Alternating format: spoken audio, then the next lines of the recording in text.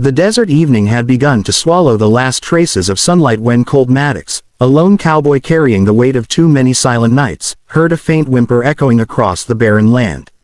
He had spent years drifting from one broken piece of life to the next, never expecting anything good to wait for him on the horizon. But that fragile cry felt different, like someone small was fighting a battle too big. When Colt dismounted and stepped closer to a dying mesquite tree, he froze. A little Apache girl, no older than 7, huddled in the dirt, her knees pulled to her chest, her dark eyes filled with fear and dust, as if she had been abandoned by the whole world. Colt approached slowly, hands raised, voice soft the way a man speaks when he's trying not to scare away hope. "Hey now, you're all right," he murmured, kneeling before her. The girl didn't answer. She only stared, trembling, as though deciding whether this tired cowboy was danger or salvation. Her braids were tangled, her small moccasins torn from miles of wandering, and her lips cracked from thirst. Colt could feel her fear pulling at him like a memory. He knew what it was like to be lost with no hand reaching back. Without thinking, he slipped off his canteen and placed it near her. She didn't drink at first. Instead, she blinked at him with a silent question, "Why are you helping me?" When she finally took a sip, relief washed over her fragile frame. Colt waited, giving her space, letting the quiet settle between them like a fragile agreement. "What's your name?" he asked gently. Her voice came out in the smallest whisper, "Naya." The name felt like wind across the canyon, delicate yet strong. Colt nodded, feeling something shift inside him. He asked where her family was, but Naya only shook her head, tears gathering until they slipped down her dusty cheeks. "They went away," she said, hardly audible. Colt's chest tightened. He'd buried enough loss in his life to know what those words meant. This child wasn't just lost, she was alone. He couldn't leave her there. Not in a desert that swallowed the weak without mercy. So Colt lifted Naya gently into his arms, and though she tensed at first, she didn't push him away. The moment her tiny fingers gripped the fabric of his worn shirt, something in him broke open, letting warmth seep into places he thought were dead. As he placed her on his horse and wrapped his coat around her, Colt felt a purpose forming in his chest, quiet, unexpected, and powerful. He mounted behind her, guiding the horse toward the nearest settlement, but the whole ride, Naya leaned against him, as if finally finding a place where she could breathe again. By the time Colt reached the small settlement, lanterns were being lit, casting warm light across the dusty trail. Naya clung to him, barely lifting her head. The townsfolk stared with wary eyes. Apache children were rarely found alone, and never welcomed easily. Colt ignored their whispers as he carried her inside the doctor's cabin. While the doctor checked her wounds, Colt stood near the doorway, unable to shake the fragile bond already forming inside him. When Naya reached out a trembling hand toward him, refusing to let the doctor examine her unless Colt stayed close, he understood. He had somehow become her safe place in a world that hadn't offered her one in too long. Days passed, and Naya slowly found strength again. She spoke little, but her silence carried stories Colt could almost feel. She watched him from across the room like she was learning the rhythm of his soul, how he moved, how he breathed, how he tried to hide the ache of old wounds.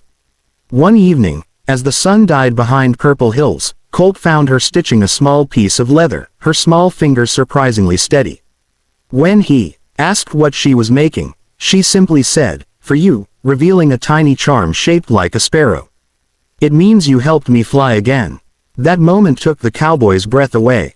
Still, Colt knew a truth heavier than any desert night. Somewhere out there, someone might be searching for Naya. Even if the odds were thin, he owed her that chance. So he packed supplies and told her gently, "We're going to look for your people." Naya's face fell, fear filling her eyes, but she nodded, trusting him more than the journey itself. As they rode out, Colt felt torn. A part of him wished he could keep her forever, fill the emptiness in his cabin and in his chest. But love, real love, meant doing what was right, even if it hurt. Their path took them through canyons carved by centuries of wind, across silent plains that felt like the world holding its breath. Naya pointed sometimes to distant markings she recognized, patterns of stones, woven grass charms hanging from branches. Signs of her tribe. Each one tightened Colt's stomach, because each brought them closer to a truth he wasn't ready to face. Still, He kept the horse steady, letting Naya rest against him whenever fear threatened her small voice. Every mile deepened the connection between them, making the idea of letting her go feel like tearing bone from heart. On the 5th evening, they found the remains of an abandoned Apache camp. Ash piles, footprints, scattered beads, a sign that the tribe had moved quickly, maybe fleeing danger. Naya's eyes widened with recognition as she knelt beside a small woven bracelet buried under sand. She whispered, "Mama made this." Her voice broke, and Colt's heart clenched. He knelt beside her, resting a hand on her shoulder, promising softly, "We'll find her." But deep inside, he feared the worst, that the woman might already be another loss carved into the desert's memory. As they traveled further, storm clouds rolled in, painting the sky with bruised shadows. Wind whipped through the canyon, carrying distant drums that made Naya lift her head sharply. "My people," she whispered. Colt urged the horse forward, following the sound until they reached a narrow valley illuminated by flickering firelight. Warriors appeared first, emerging from the brush with spears raised. Colt lifted his hands, shielding Naya behind him. She peered out, but before she could speak, a sharp command echoed, "Stop." A woman stepped into the firelight, tall, graceful, with storm-dark eyes that burned with worry. The moment the woman's gaze fell on Naya, the world seemed to still. The child gasped, running forward, tears falling in relief. "Mama," she cried. The woman dropped her bow, falling to her knees as she gathered her daughter into her arms, holding her as though afraid she might vanish again. Colt took a slow breath, watching the reunion with a mix of joy and an ache he couldn't hide. He had brought the girl home, but in doing so, he'd placed himself back into the empty loneliness he'd tried to escape. The woman rose, still holding Naya, and approached Colt with guarded gratitude. She introduced herself as Ayanna, a widow whose tribe had been forced to relocate after an attack. She explained how Naya was separated during the chaos, and how she had searched until her strength gave out. When Colt handed her the small sparrow charm Naya made for him, Ayanna's gaze softened. "You cared for her," she said quietly. Colt nodded, unsure how to respond to the warmth flickering in her eyes, warmth he hadn't felt directed at him in years. The tribe invited him to stay for the night, offering food and shelter as thanks for returning Naya safely. Colt accepted reluctantly, unsure how to exist now that the child he'd grown attached to had someone else to hold her. But Naya refused to leave his side, tugging him toward the fire, proudly telling her mother about how he saved her, how he protected her, how he made her laugh when she thought she'd forgotten how. Ayanna listened to every word, her gaze drifting often to Colt, studying him with a mixture of curiosity and gratitude. Later, when the fire dimmed and the tribe settled, Ayanna sat beside Colt. The air between them felt fragile but charged, like two storms brushing edges. She thanked him again, her voice soft as falling ash. "You carried hope back to me," she said. Colt shook his head. "She saved me just as much." Ayanna watched him, seeing the truth in the tired lines of his face. A man who heals a child's heart is a man worth knowing. Colt wasn't used to such words, and they unsettled him, stirring something he thought long dead. Over the next days, Colt stayed with the tribe, helping rebuild structures damaged by the attack. He taught the children small tricks with rope and let them ride his horse in slow circles, earning their laughter and trust. Ayanna watched him from a distance at first, but soon she began joining him, bringing fresh water, helping him string poles, asking about his life.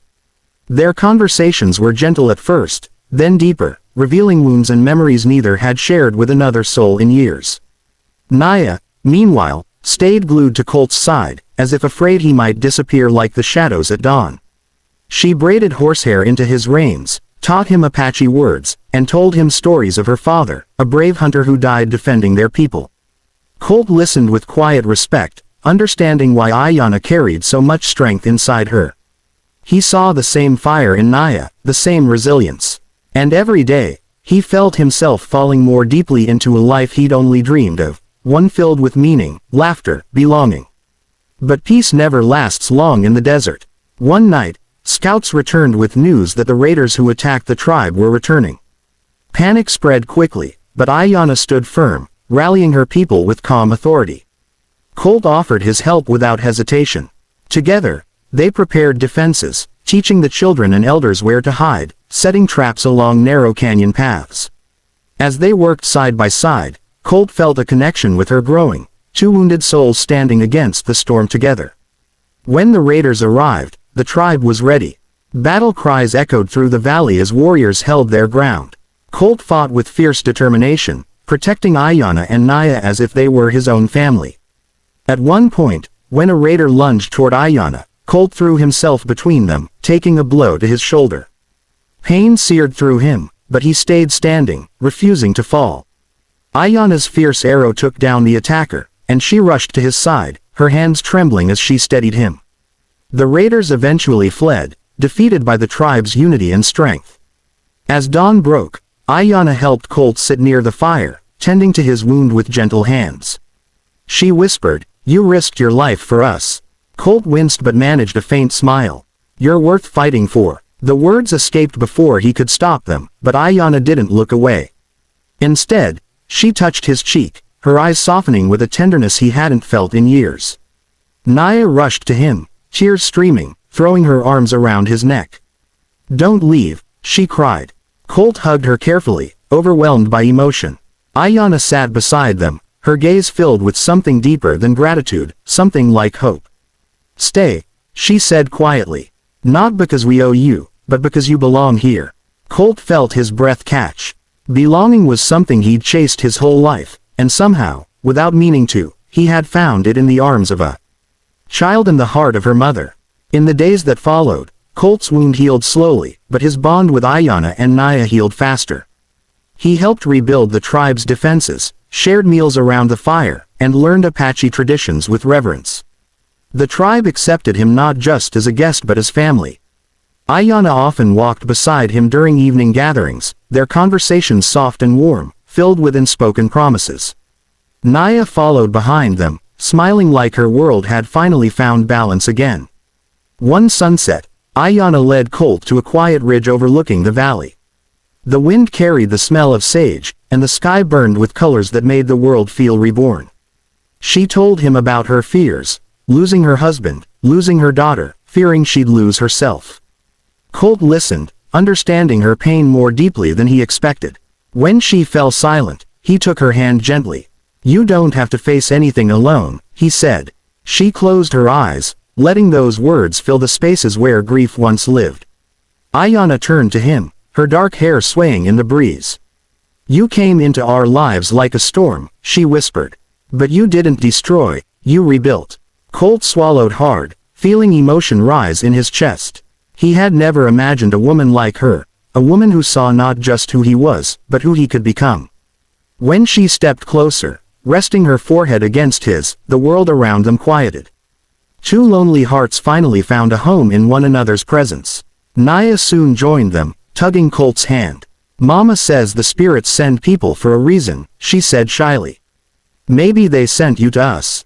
Colt lifted her into his arms, his heart nearly breaking from the joy he felt. "Maybe they did," he murmured. The three of them stood together at the ridge's edge, the valley glowing beneath them like a promise. And for the first time in his life, Colt felt truly seen, truly wanted, truly loved. Weeks passed, and Colt began helping the tribe with long-term plans, building stronger shelters, training younger warriors, teaching new riding techniques. He wasn't just a visitor anymore, he was part of something that mattered. Ayanna often worked beside him, their partnership natural, their connection deepening with every shared glance and soft smile. At night, Naya would sit in his lap by the fire, listening to stories he never thought he'd tell anyone.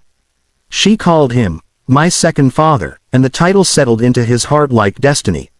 One morning, the tribe gathered for a ceremony honoring renewal and unity. Ayanna stood before the people, Naya at her side, and invited Colt to join them. She spoke of courage, of healing, of new beginnings. Then she looked at him with a warmth that lit the entire gathering. "Colt Maddox," she said softly, "you returned my daughter, protected our tribe, and gave us hope. If you choose to stay, you will no longer walk as a stranger, but as family." The tribe murmured in agreement, their acceptance filling the air like music. Colt stepped forward, emotion tightening his throat. "I came here with nothing," he said, "but I found everything."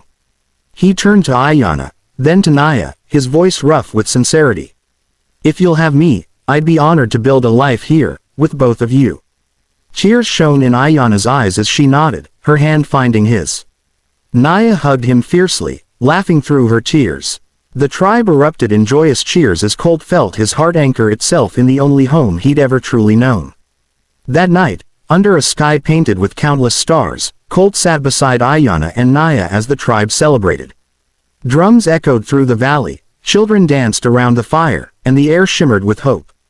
Ayanna leaned against him, her hand warm in his, while Naya slept curled on his other side. Colt realized that the journey that began with a lost child had led him to something far greater, a family, a purpose, and a love that turned all his broken pieces into something whole.